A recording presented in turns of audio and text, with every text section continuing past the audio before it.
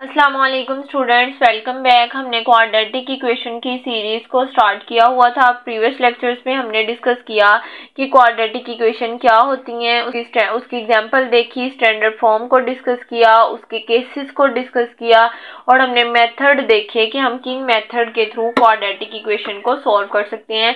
Completing square को discuss किया, factorisation method discuss किया। आज हम नेक्स्ट देखेंगे कि हम कैसे डिस्क्रिमिनेंट फाइंड कर सकते हैं। क्वाड्रेटिक इक्वेशंस जो होती हैं उनका डिस्क्रिमिनेंट जो है वो किस तरह फाइंड करते हैं। We now that the root of quadratic equation ax² plus bx plus c equals to 0।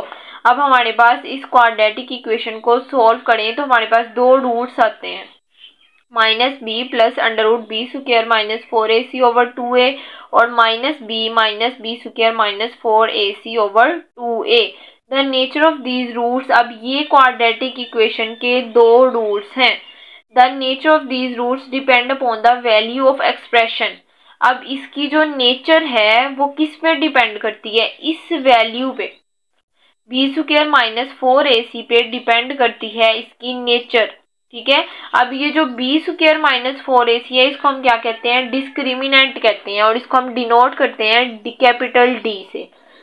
Quadratic equation के दो रूट्स हैं, इन दोनों रूट्स की नेचर फाइंड करने के लिए हम इक्वेशन b² माइनस 4ac का यूज करते हैं और इस इक्वेशन को हम क्या कहते हैं, डिस्क्रिमिनेंट। ठीक है, अब नेक्स्ट क्वेश्चन आएंगे जिसमें आप लोगों से पूछा जाएगा जो भी आप लोगों के पास एक्सप्रेशन है उसको क्वाड्रेटिक उसको सॉल्व करें, जो रूट्स आते हैं रूट्स की नेचर बताएं।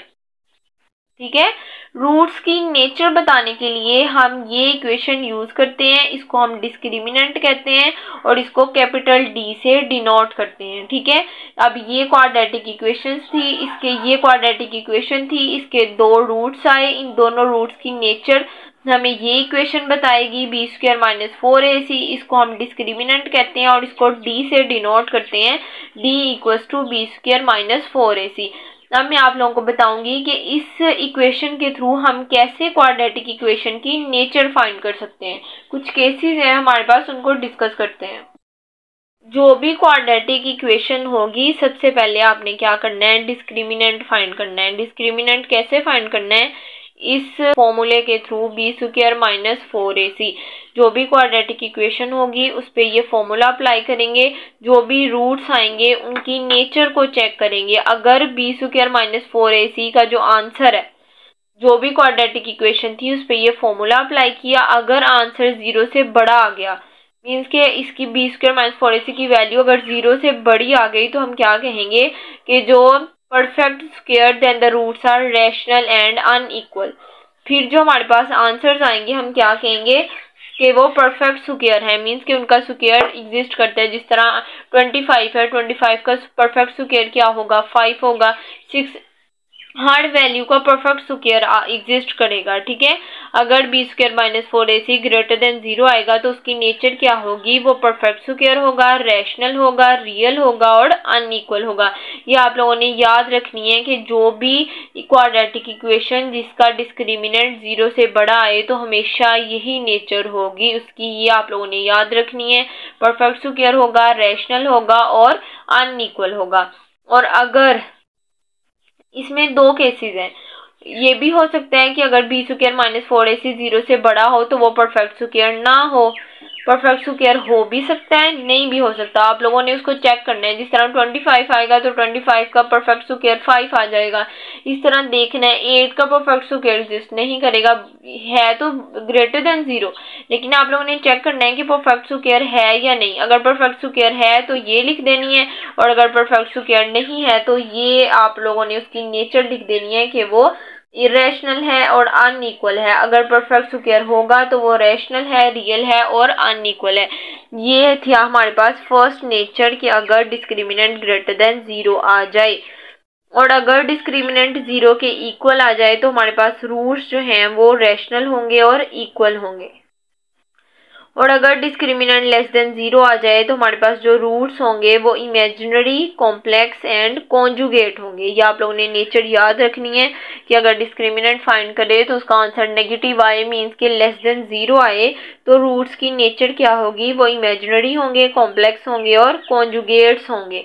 ये आप लोगों ने नेचर याद रखनी है। जो भी क्वाड्रेटिक इक्वेशन होगी उसका डिस्क्रिमिनेंट फाइंड करें, आंसर 0 से बड़ा आए, परफेक्ट स्क्वायर हो तो ये नेचर, आंसर 0 से बड़ा आए, परफेक्ट स्क्वायर ना हो तो ये नेचर, आंसर जो है डिस्क्रिमिनेंट का 0 के इक्वल आए तो वो रैशनल होंगे और इक्वल होंगे, आंसर डिस्क्रिमिनेंट का लेस देन 0 आए तो वो रूट्स इमेजिनरी होंगे और कॉम्प्लेक्स होंगे या फिर कॉन्जुगेट होंगे। ठीक है, ये आप लोगों ने नेचर याद रखनी है और इसको लिख देना है डिस्क्रिमिनेंट फाइंड करके। अब एग्जाम्पल के थ्रू मैं आप लोगों को समझाती हूँ। देखिए, ये हमारे पास एक क्वाड्रेटिक इक्वेशन थी।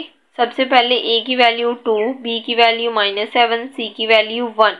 सबसे पहले हमने क्या करना है, डिस्क्रिमिनेंट फाइंड करना है। डिस्क्रिमिनेंट के लिए कौन सा फॉर्मूला है, b स्क्वायर -4ac, b की वैल्यू -7 है, -7 का स्क्वायर -4, a की वैल्यू 2, c की वैल्यू 1। 7 का स्क्वायर लेंगे तो 49 आ जाएगा, -4 2 8, 49 में से 8 माइनस करेंगे तो क्या आ जाएगा 41। अब इसकी हमने नेचर चेक करनी है। ये इस इक्वेशन का ये रूट आ गया। अब इस रूट की नेचर चेक करनी है तो ये ग्रेटर देन 0 है। अब हमें पता है कि ये जो रूट है ये क्या है, ग्रेटर देन 0 है। ठीक है, फर्स्ट केस ये चेक करना है। और अब देखिए इसका परफेक्ट स्क्वायर बनता है, जिस तरह 49 है, 49 का परफेक्ट स्क्वायर 7 का स्क्वायर आ गया। इसका परफेक्ट स्क्वायर एग्जिस्ट नहीं करता। तो मैंने आप लोगों को बताया था सबसे पहले आपने केस चेक करना है, 0 से बड़ा है, परफेक्ट स्क्वायर एग्जिस्ट नहीं करता, तो इस रूट की क्या नेचर होगी।